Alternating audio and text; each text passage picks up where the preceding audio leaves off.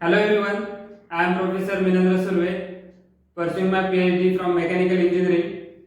Today we are going to learn about hydraulic machines. Inside that we have taken a small module that is Francis turbine. So we'll look out the basics for Francis turbine and then we'll move forward for get previous year problem. So this is the introductory part about the Francis reaction turbine. So Francis is a reaction turbine. So what will happen inside the Francis turbine? Some part of potential energy is converted into kinetic energy before entry of the runner. Okay, remaining part of that potential energy is again converted into kinetic energy until your pressure is reduces to atmospheric pressure. So the pressure variation and this impulse action causes to reaction or to rotate the runner and produce the work, or we can say the mechanical work is getting from the turbine. So inside of Francis turbine it is inward flow reaction turbine. Okay, so water comes inside the Francis turbines from outer periphery toward the inlet toward the center of that turbine. So this is inlet velocity triangle for Francis turbine. Here it is your exit velocity triangle. So first we will look out the nomenclatures. For alpha is for inlet nozzle angle. Okay, theta is inlet blade angle.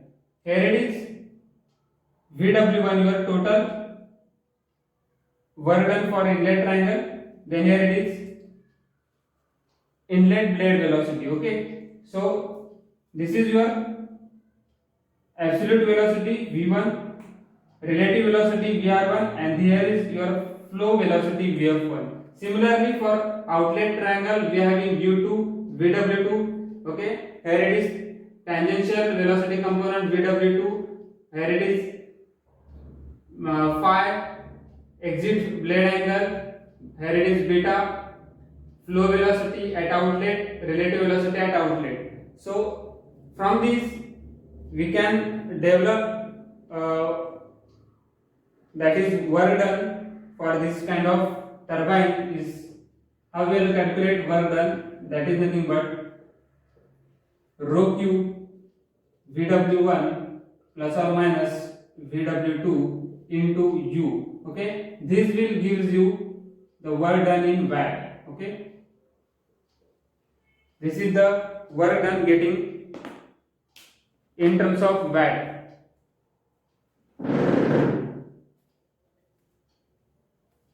If you take same again,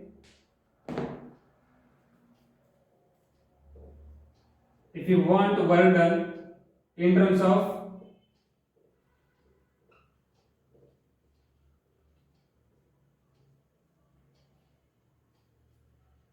kilojoule per kg, then here it is. You can apply this Vw1 plus or minus Vw2 into u, blade velocity. Okay, this is mass flow rate. If you remove that mass flow rate, you will get units like kilojoule per kg. You can do the calculation or you can perform that calculation. You will get the answer in kilojoule per kg. Sometimes they ask you to find out the force. Okay, so how to calculate that force? If I wanted to calculate the force, okay, so how to calculate force? This is your total work done. Okay, so from that force calculation or power calculation, you can remove the velocity or blade velocity. You will get force in terms of Newton. Okay, so whatever may be the remaining part, mass flow rate into that work done part, Vw1 plus or minus Vw2, that is your force, and this is getting in terms of Newton. If you check, do the calculation here, this will get in terms of Newton. Okay, again some kind of calculations are there. If you want same force in Newton per kg, Newton per mass flow rate. Okay, if I want that force per mass flow rate, this is your mass flow rate. How this is rho means kg per meter cube and this is meter cube per second. So that is your mass flow rate. This term is nothing but mass flow rate. If I want force divided by mass flow rate, you will get here same value as VW1 plus VW2. Okay, and the unit is, force unit is Newton, and mass flow unit is kg per second. So sometimes they ask you find out the mass, find out the force per unit mass flow rate, that is Newton per kg second. Then you have to apply the same relationship. From the one relationship we have derived more than 3 relationships over here. So you have to remember this one is final relationship we are going to use again and again, and from that you can convert any one of the unit. Okay, so my next task is, okay, sometimes they ask you to find out the torque. Okay, sometimes they ask you to find out the torque. So how to calculate torque? So torque is equal to force into that perpendicular distance is nothing but your wheel diameter divided by 2. Okay, so once you know the force by calculating the force by using this formula, or just you have to find out torque, that will get into force into radius of wheel diameter, d by 2, that is your wheel diameter. Okay, now next task is what? Okay, wheel diameter sometimes we call it as rim diameter, so you can put there Rm also, f into radius of rim, okay, wheel. So that's it. So for calculating the work done, we are having here plus or minus sign there. So how to decide when we have to take plus sign and when we have to take a minus sign? So look at here. This is alpha inlet nozzle angle. This is beta exit angle, exit nozzle angle. This is theta inlet and blade angle, and exit blade angle, that is phi. Okay. So sometimes if how to decide these plus or minus signs? So you have to take plus or minus signs when, if your beta angle is less than 90 degree, then you have to take here plus sign. Okay, and if beta is greater than 90, then you have to take minus sign. Okay, so how to calculate beta? Okay, for sometimes they ask to find out the beta. So for calculation of beta, that is nothing but 180 minus angle of deflection. Okay, that is here you can use here if they provide the angle of deflection. So from that you can also calculate that beta. And okay, and some another case, what is that we have to discuss over here. If nozzle angle at exit beta, okay, is 90 degree. So this is case for less than 90 plus greater than 90 minus. Accordingly we will use. Okay, but sometimes discharge is radially outlet discharge is given. So what is radially outlet discharge? Discharge radially outlet. Okay, so means what is that?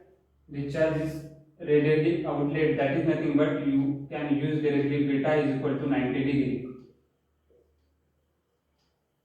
Okay, so what is the meaning of beta 90? This angle is 90. Okay, so what will happen? This will modified. So this is going to be modified by V2 is equal to Vf2. In that case, you will get V2 is equal to Vf2. Look at over here. If I wanted beta as 90 degree, so look at my outlet velocity triangle. Look at here, outlet velocity triangle.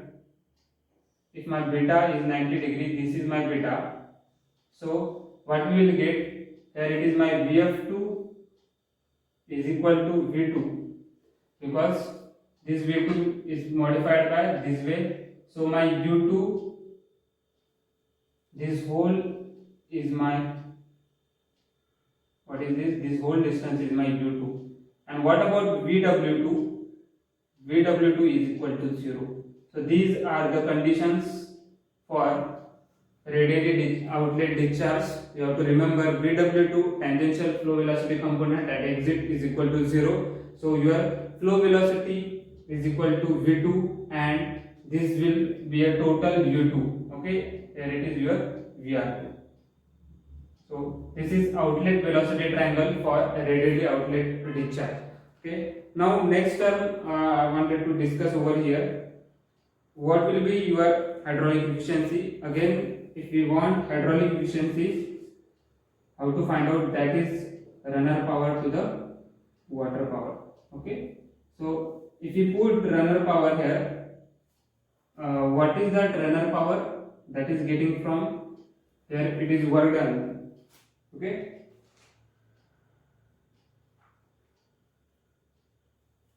So rho Q, same here, VW1 plus or minus VW2 into U divided by water power, that is rho G QH. Okay, that is the total water power and this is your runner power.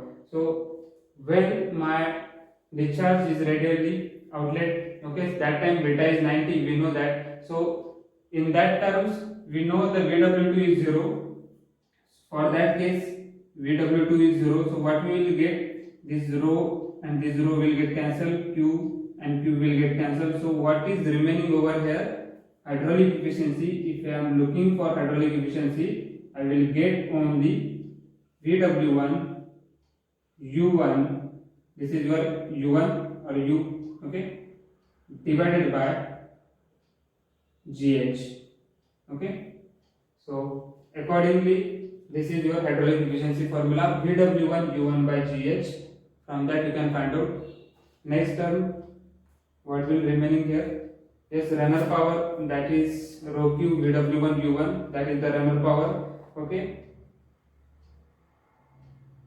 Yes, that's it. So this is all about the basic of Francis turbines.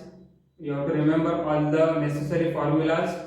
Firstly, you have to remember alpha theta, that is inlet nozzle angle, inlet blade angle. This velocity diagram is more important. Then after you can remember that this is your runner power or work done, and from that rho Q VW1 plus or minus VW2 into U. Okay, here it is U1. If you are considering VW1 U1, then VW2 U2. Okay, so if beta is 90 degree, then discharge VW2 is equal to 0.